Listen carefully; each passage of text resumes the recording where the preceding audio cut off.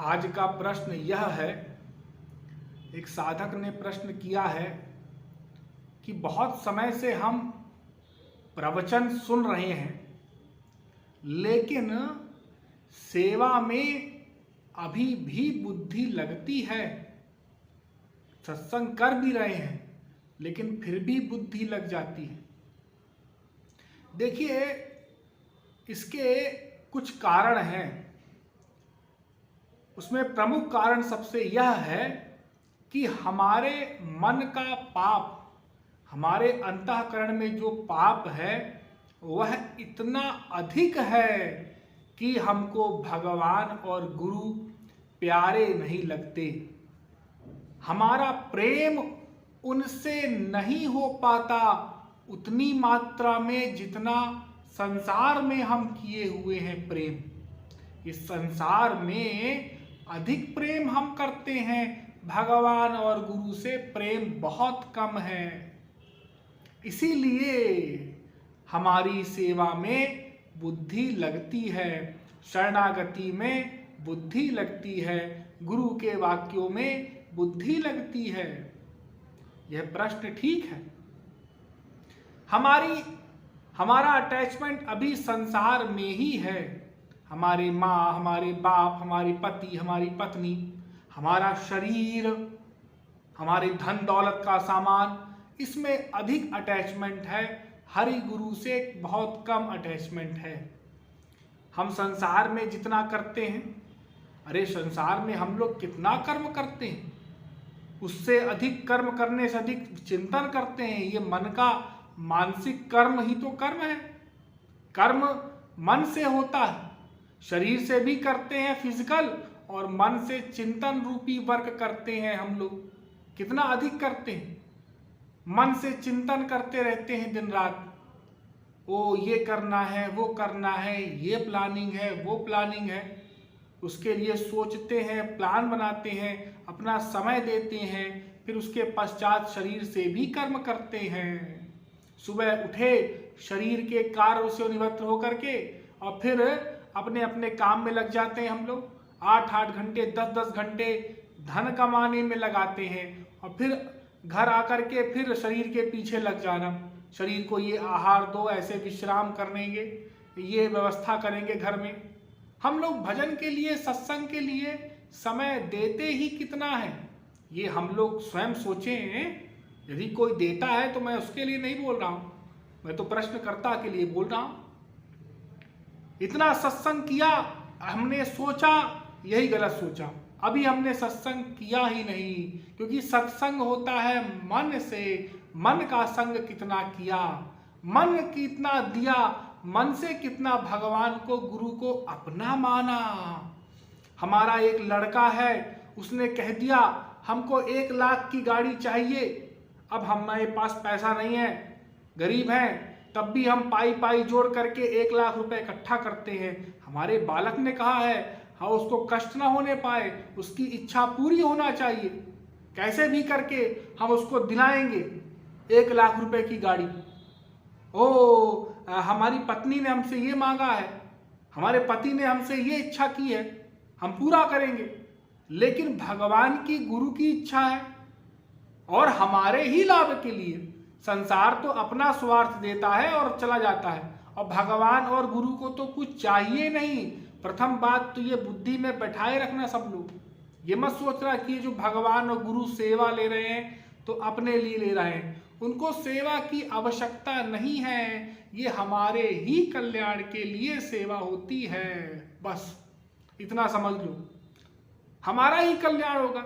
अरे वो तो पूर्ण काम है, परम निष्काम है, उनको क्या सेवा की आवश्यकता, उनको किस चीज की आवश्यकता, ना उनको धन की आवश्यकता, ना शारीरिक सेवा की आवश्यकता। वो तो अपने आप को आत्मा रियलाइज करते हैं, आत्मा में स्थित हो चुके हैं। हो तुमको शरीर का कष्ट मिलता ही नहीं। कोई क्या पैर दबाएगा, कोई क्या सर दबाएगा, या कोई क्या गुरुजी को रसगुल्ला खिलाएगा, ना उनको शरीर की पीड़ा कष्ट होता ही नहीं है। हाँ, तो भगवान और गुरु को सेवा की आवश्यकता नहीं है। वे तो हमारे उत्थान के लिए ये सेवा करवाते हैं अपनी। भगवान अवतार लेकर के आते हैं पृथ्वी में और अपने नाम रूप लीला गुण धाम का वितरण करते हैं। वो बांटते हैं जन जन में, अपना नाम दे देते हैं। भगवान कोई ना कोई रूप लेकर के आएंगे, हम भगवान का ध्यान कर सकेंगे सरलता से। भगवान के गुण होंगे, वो दृष्टिगोचर होंगे, दिखाई पड़ेंगे। भगवान की लीलाएं होंगी, भगवान का कोई ना कोई धाम होगा। फिर भविष्य में वहाँ पर लोग दर्शन करने जाएंगे, वहाँ जाकर के भगवान का स्मरण करेंगे और धाम में धामी का निवास निरंतर रहता ही है। तो भगवान और गुरु उसी प्रकार से महापुरुष भी, क्योंकि तस्मिन तज्जने भेदा भावात, जिसने उसको प्राप्त कर लिया उसमें और भगवान में कोई अंतर नहीं रह जाता। तृण मात्र का भी, तिल मात्र का भी कोई भेद नहीं है, वो एक हो जाते हैं। आचार्य माम बीजानीयात, तो महापुरुष भी अपने नाम रूप लीला गुण धाम का वितरण करते हैं जन जन में। तो महापुरुष और भगवान तो कृपा ही करते हैं, वो सेवा करवाते ही कहाँ हैं। ये तो हम लोग सोच लेते हैं, हमारी तो बुद्धि ऐसी है ना, वो बनिया वाली बुद्धि है। संसार में हम हर जगह व्यवसाय करते हैं ना, माँ से, बाप से, पति से, पत्नी से, बच्चों से, मित्र से, हाँ दुकानदार से, सबसे व्यवसाय करते हैं ना। ये तेरा, ये मेरा, इतना दिया उतना लेना है मुझे, हिसाब किताब बराबर। भगवान से भी वैसे ही करते हैं। भगवान और गुरु के दरबार में जब जाते हैं तो वहां भी यही बुद्धि लगा देते हैं। हम यहाँ पर आए हैं, हमने इतना धन दिया तो इतने दिन तक हम यहाँ पर रहेंगे और इतना इतना यहाँ पर ऐसा ऐसा हमको व्यवस्था मिलनी चाहिए। लो, वहाँ भी बुद्धि लगा दिया, क्योंकि अगर हमने धन का इस्तेमाल नहीं किया अपने तो फिर तो हमारा घाटा हो जाएगा। उल्टा वहाँ भी व्यापार बुद्धि, इसलिए बुद्धि हमारी लगती है क्योंकि हम अभी उनको दिव्य नहीं मानते, उनको अभी दिव्य पर्सनैलिटी रियलाइज नहीं करते, अंदर से अनुभव नहीं हुआ, अनुभव हमारा कमजोर है। क्यों? क्योंकि हमने साधना ही कम की है, सत्संग ही कम किया, श्रवण किया लेकिन माना नहीं, माना अपनी बुद्धि की बात। तो गुरु आज्ञा का पालन करना होगा। गुरु आज्ञा पालन, यह बात आप लोग हर समय याद रखें कि गुरु आज्ञा का पालन जो जितना अधिक करेगा वो उतनी शीघ्रता से आगे बढ़ेगा। हम आगे क्यों नहीं बढ़ पाते? क्योंकि हम गुरु आज्ञा का शतशः पालन नहीं करते।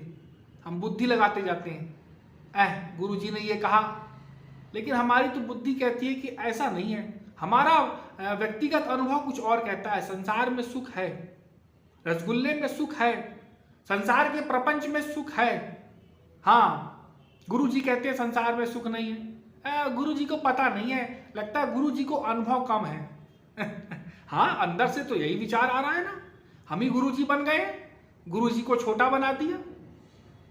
तो हमने गुरु की बात कितनी मानी, कितनी शीघ्रता से हम आगे बढ़े, हमने कितनी सेवा की।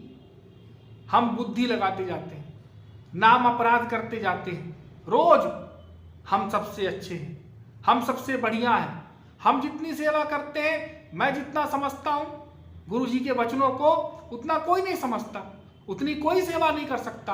वो तो नाम अपराध कर रहा, वो तो गुरु द्रोह कर रहा है, वो कुसंगी है, मैं सत्संगी हूँ। वो कम सेवा करता है, वो कम जानता है। ये भावना, दूसरे संतों के प्रति दुर्भावना, दूसरे साधकों के प्रति दुर्भावना, यही हमको डुबा रही है। हम सत्संग तो बहुत कर रहे हैं, साल 2 साल 5 साल 10 साल 20 साल 50 साल हो गया, अनंत जन्म में किया, लेकिन भगवत प्राप्ति नहीं हुई। क्यों? क्योंकि हमारे मन में पाप अभी भी छुपा हुआ है, उसको हम निकाल के बाहर नहीं फेंकना चाहते। हम मन में संसार को ही बसाए हुए हैं, संसार ही हमको प्यारा लगता है, संसार की बातें ही हमको प्रिय लगती हैं, दूसरे की बुराई अच्छी लगती है।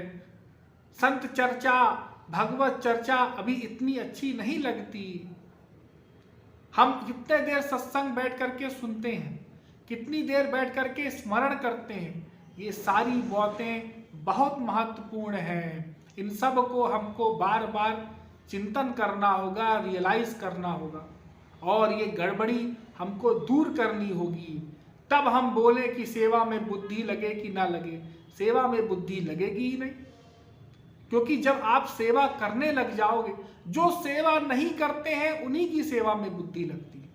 ये भी बात नोट कर लो, जो लोग सेवा नहीं करते हैं उन्हीं की सेवा में बुद्धि लगती है। ये सेवा करवाई क्यों जाती है?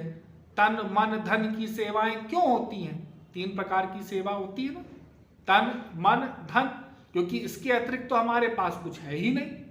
एक तो शरीर है भगवान की सेवा में लगाने के लिए, एक मन है भगवान के श्री चरणों में अर्पण करने के लिए, और थोड़ा बहुत धन का सामान है, इन्हीं का समर्पण करना है। तो जो लोग सेवा नहीं करते हैं उन्हीं की बुद्धि लगती है। जो जितनी सेवा करेगा इन तीनों की, उसकी बुद्धि उतनी ही कम लगती जाएगी। और जो सर्व समर्पण कर देगा, पूरी पूरी उसकी सेवा हो जाएगी, उसकी बुद्धि लगना समाप्त हो जाएगी, तादात्म्य हो जाएगा गुरु की बुद्धि से, एक हो जाएगी। तो भगवान और गुरु के श्री चरणों में हमको समर्पण करना है, ये कंक्लूजन। और शीघ्र, अति शीघ्र करना चाहिए समर्पण, देरी नहीं, जितना जल्दी हो सके जो गड़बड़ी है उसको निकालें, बाहर करें और साधना करें। बस साधना में ध्यान दें, सेवा में ध्यान दें। कोई भी सेवा मिल जाए उसको विभोर होकर के करें। हमको झाड़ू लगाने की सेवा मिल गई, हमारा कैसा सौभाग्य है कि जिस गुरु धाम में, जिस भगवत धाम में बड़े बड़े ब्रह्मा विष्णु महेश, वे सेवा किया करते हैं, उस धाम में हमको सोहनी सेवा मिली है, झाड़ू सेवा मिली है। उस वृंदावन धाम में, उस गुरु धाम में, जहाँ की रजकण के लिए स्वयं श्री कृष्ण भी तरसते हैं।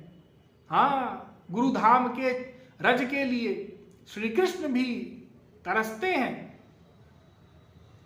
ऐसा है गुरु धाम, ऐसी है वहां की महिमा, वहां की सेवा हमको प्राप्त हुई। ऐसी भावना रखते हुए, इस कण कण में भगवान और गुरु का वास है, ऐसी भावना बनाते हुए, रखते हुए हमको सेवा करनी है।